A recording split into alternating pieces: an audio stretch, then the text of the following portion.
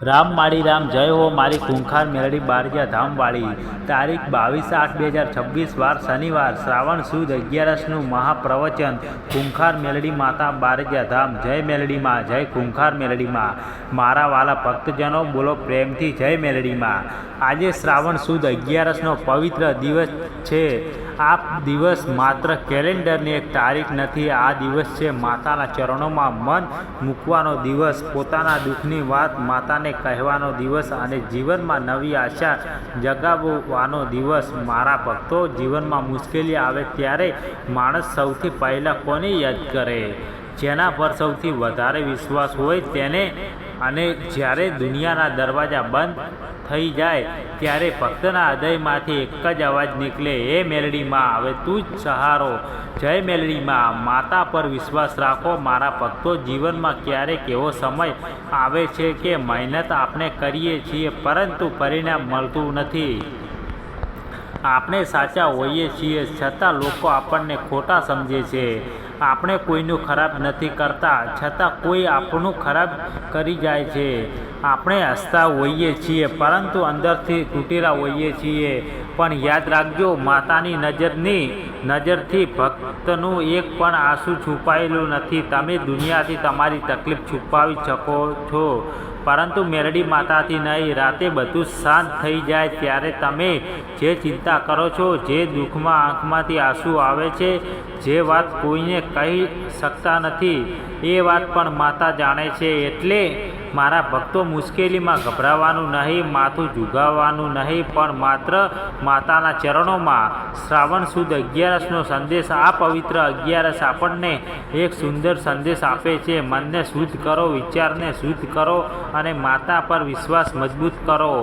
માણસ બહારનું ઘર સાફ કરે છે, કપડાં સાફ કરે છે, શરીરને માફ કરે છે, પરંતુ સાચી સફાઈ તો મનની જરૂરી છે।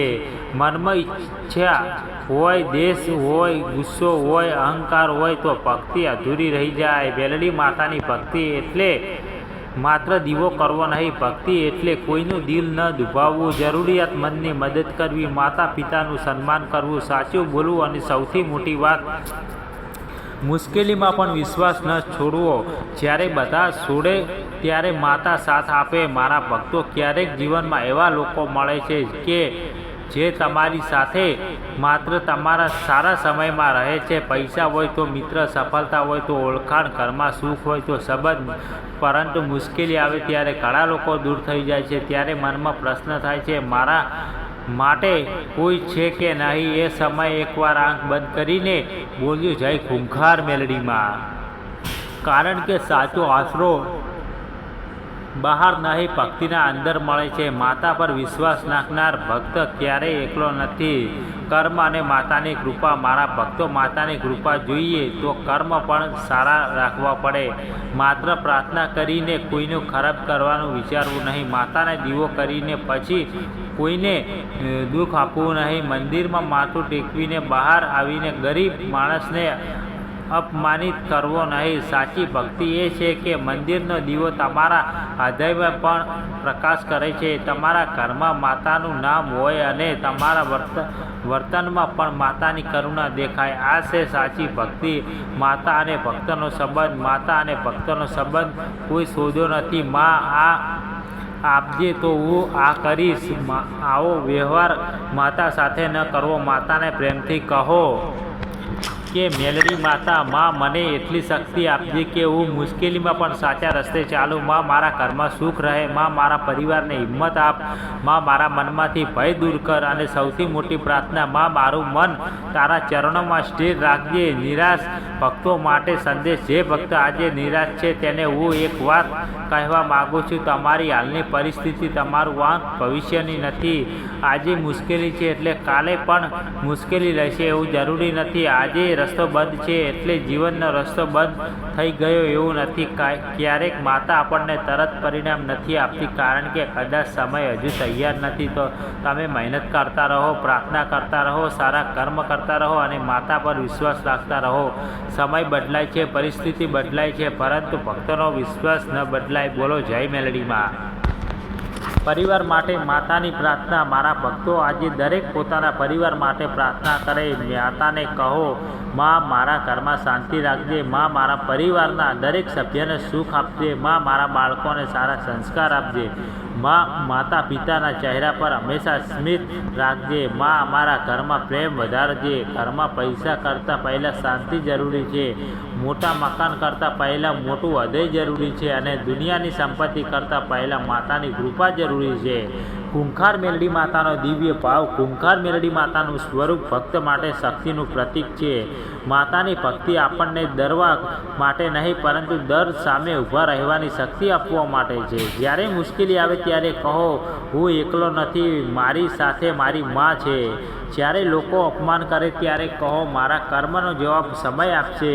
જ્યારે રસ્તો ન દેખાય ત્યારે કહો, માં મારી માં રસ્તો બતાવજે। અને જ્યારે જીવનમાં સફળતા મળે ત્યારે કહો, આ બધું માતાની કૃપાથી થયું। ભક્તોએ શું છોડ્યું? જો માતાની સાચી ભક્તિ કરવી હોય તો આજે 3 વસ્તુ છોડવાનો સંકલ્પ કરીએ। પહેલું, અહંકાર, હું જ બધું કરું છું એવો અહંકાર નહીં। બીજું, ઈચ્છા, બીજાને મળેલી ખુશી કોઈને જોઈને દુઃખી ન થવું। ત્રીજું, નકારાત્મક વિચાર, મારાથી નહીં થાય એવું કહેવાનું બંધ કરો, તેના બદલે કહો, માતાની કૃપાથી હું પ્રયત્ન કરીશ। અંતિમ સંદેશ, મારા વહાલા ભક્તો, જીવન બહુ મોટું નથી। આપણે કેટલા વર્ષ જીવીએ છીએ એ આપણા હાથમાં નથી, પરંતુ આપણે કેવી રીતે જીવીએ છીએ એ આપણા હાથમાં છે।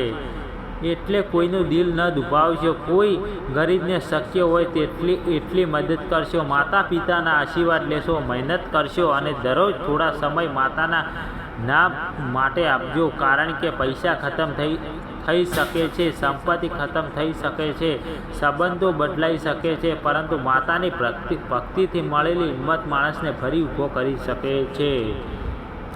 અંતિમ પ્રાર્થના, હે ખૂંખાર મેલડીમાં, આજે શ્રાવણ સુદ 11ના પવિત્ર દિવસે જે ભક્ત તારા ચરણોમાં આવ્યા છે તેના જીવનમાં હિંમત આપજે, જેના ઘરમાં સુખ છે ત્યાં શાંતિ આપજે, જેના મનમાં ચિંતા છે તેઓ વિશ્વાસ આપજે, જે મહેનત કરે છે તેને સાચી દિશા આપજે, જે ભક્ત નિરાશ છે તેને નવી આશા આપજે, જે પરિવાર મુશ્કેલીમાંથી પસાર થઈ રહ્યો છે તેને એકતા આપજે, અને માં અમારી સૌથી મોટી ભૂલ માફ કરજે, અમને સાચા રસ્તે ચાલવાની બુદ્ધિ આપજે, અમારા હૃદયમાંથી અહંકાર દૂર કરજે, અમારી વાણીમાં મીઠાશ આપજે, અને અંત સુધી તારા ચરણોમાં અમારી શ્રદ્ધા જાળવી રાખજે। બોલો ભક્તો, દિલથી બોલો, જય ખૂંખાર મેલડીમાં, જય મેલડીમાં, બારૈયા ધામની જય, માં મેલડીમાં, માં મેલડીની જય, જય મેલડીમાં। આજનું પ્રવચન જે ભક્તના હૃદય સુધી પહોંચ્યું હોય તો પ્રેમથી એકવાર કોમેન્ટ કરજો, જય મેલડીમાં।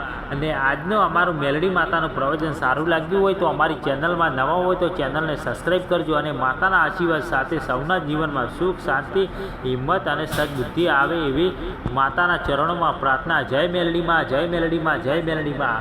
અને મિત્રો, અમારી વિક્રમ સોલંકી શો કે ચેનલમાં નવા હોય તો ચેનલને સબસ્ક્રાઈબ કરી નાખજો, જેથી તમને અમારા મેલડી માતાના નવા પ્રવચનના વિડીયો મળતા રહે। અને આજનું પ્રવચન સારું લાગ્યું હોય તો કોમેન્ટમાં રામ માડી રામ લખવાનું ભૂલતા નહીં। માં મેલડી તમારા દરેક ભક્તોના સપના પૂરા કરે એવી માં મેલડી માતાને દિલથી પ્રાર્થના કરીશું, અને આપણે જલ્દી નવા પ્રવચનમાં મળીશું।